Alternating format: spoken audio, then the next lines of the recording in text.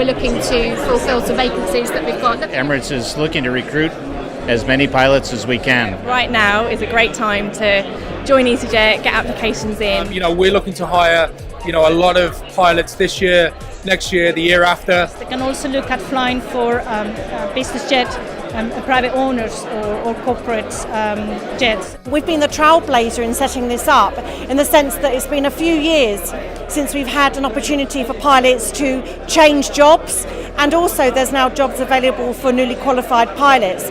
Not as much as we'd like, but the market is certainly opening up. We've got a range of exhibitors, from 2 flying schools, Flight Training Europe and AREF and L3, that are recruiting for flying instructors, right through to Emirates that are looking for direct entry captains. The biggest thing for today is to come and speak to people face to face. To network, to socialise, and to actually ask the airlines up front, what are their requirements, what are they looking for. It's the interpersonal element. Every airline has got its own culture, its own personality, if you like. It's not just about flying the aircraft. You have to be the right sort of person to fit into that and get on with that with that airline culture.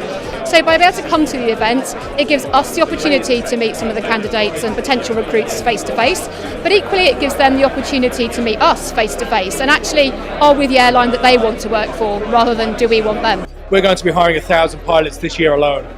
750 of those are direct entry first timers, so people that are coming from flight school, and we're looking to speak to the future of aviation. I think everyone's come to realize that the industry is booming, that young candidates are now interviewing employers as much as being interviewed by employers. So this gives them an opportunity to come get some questions answered and make a decision on how they want to proceed.